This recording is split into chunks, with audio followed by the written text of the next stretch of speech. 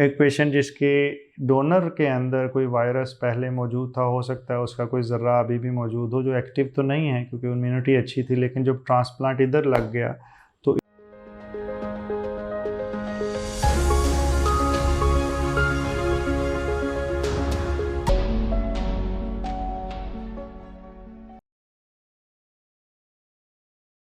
बिस्मिल्लाहिर्रहमानिर्रहीम। गुर्दा ट्रांसप्लांट के अंदर कौन सी वैक्सीनेशंस करनी चाहिए? बड़ी लंबी लिस्ट है और आसानी से सारी याद तो नहीं होंगी आपको, डॉक्टर्स को भी बाज़ नहीं याद होती, लेकिन मैं कुछ मशहूर का नाम लेता हूँ ताकि आप अपने मुआलिज से डिस्कस कर सकते हैं और वो सारी लिस्ट जो सी आपको लिख के दे दें। हमने वीडियोस का एक नया सिलसिला शुरू किया है जिसमें हम जिस्मानी सेहत के अलावा ज़हनी सेहत के ऊपर एक वीडियो करेंगे। ये वीडियो किताब, शख्सियत और किसी भी ऐसे मौजू पे होगी जो हमारे जहन की ग़िज़ा बन सके। जनरल कुछ उसूल हैं। ऐसी वैक्सीन जो आपके जिस्म के अंदर दाखिल हो और असल में वो वायरस टोटली जो सा है वो किल नहीं किया गया, वो लाइव है यानी वो ज़िंदा है, सिर्फ उसकी ताकत सलब कर ली गई है, तो ऐसी वैक्सीनेशंस को ट्रांसप्लांट के बाद नहीं लगाना होता क्योंकि वो नुकसान पड़ सकती हैं। क्योंकि अंदर इम्यूनिटी कम होगी तो वो basically practically virus totally dead नहीं होता, वो डिस्टर्बेंस कर सकता है। आम लोगों के अंदर जनरली दे डू वेल, कोई प्रॉब्लम नहीं। जो इनएक्टिवेटेड वैक्सीन्स हैं, इसको लफ्ज़ लिखा होता है इनएक्टिवेटेड। इनएक्टिवेटेड का मतलब होता है कि उनकी एक्टिविटी ख़त्म कर दी गई है, अब वो ज़िंदा नहीं हो सकते। उसको केमिकली या हाइब्रिड तरीके से ऐसे बनाया गया है कि उसमें कुछ प्रोटीन शामिल हैं जिनको देख के जिस्म इम्यूनिटी तो उनके ख़िलाफ़ कर देता है, लेकिन वो बजाते खुद वो बीमारी में कन्वर्ट नहीं हो सकती। इनकी एग्जांपल्स क्या हैं? लाइव एटेनुएटेड वायरसेस की एग्जांपल जो सी हैं, वैक्सीन्स की एग्जांपल, इसके अंदर पोलियो की भी एक वैक्सीन है जो लाइव एटेनुएटेड है और ऐसी वैक्सीन को अमूमी तौर पे अवॉइड किया जाता है ट्रांसप्लांट के बाद, लेकिन पोलियो की दूसरी इनएक्टिवेटेड वैक्सीन भी मौजूद है।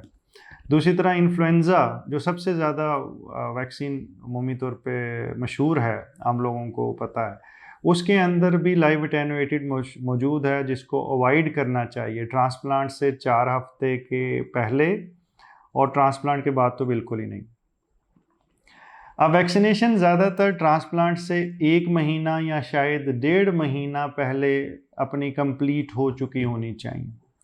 अगर ट्रांसप्लांट के ज़्यादा करीब जाके वैक्सीनेशन करवाई जाती हैं तो बाज़ मजबूरी में करनी भी पड़ती हैं, लेकिन उससे उनका रिस्पॉन्स कम हो जाता है।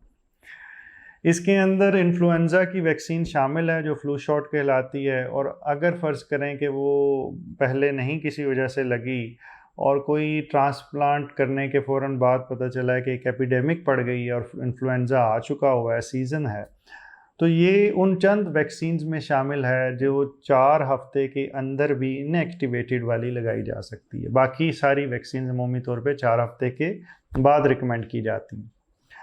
तो इन्फ्लुएंज़ा की वैक्सीन हो गई।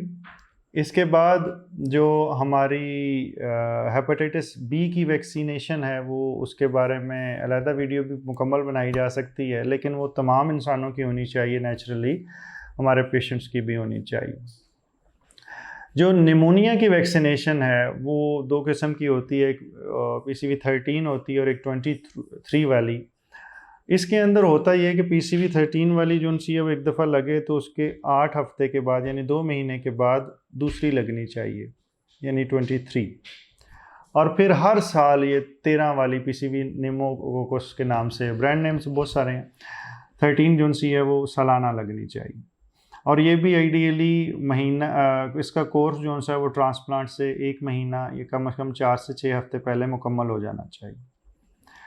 मेनिंजोकोकस की वैक्सीन जो सी है सिर्फ उस सूरत में इस्तेमाल होती है कि अगर पेशेंट जो सा है उसने ऐसे एंडेमिक एरियाज़ की तरफ ट्रैवल करना हो, या दूसरे नंबर पे एक ख़ास दवाई जिसे इक्लूजिमैब कहते हैं वो इस्तेमाल होनी हो, और उसकी जो सी है बहुत सारी वजूहात हो सकती हैं। बिलेटासेप्ट नाम से जो दवाई है उसको भी इस्तेमाल करते वक्त इसको बताया जाता है कि लगवाना चाहिए। कुछ लोगों की स्प्लीन या तो मौजूद नहीं होती या वो काम ठीक नहीं करती, उस सूरत के अंदर भी इस वैक्सीन को लगवाना पड़ता है।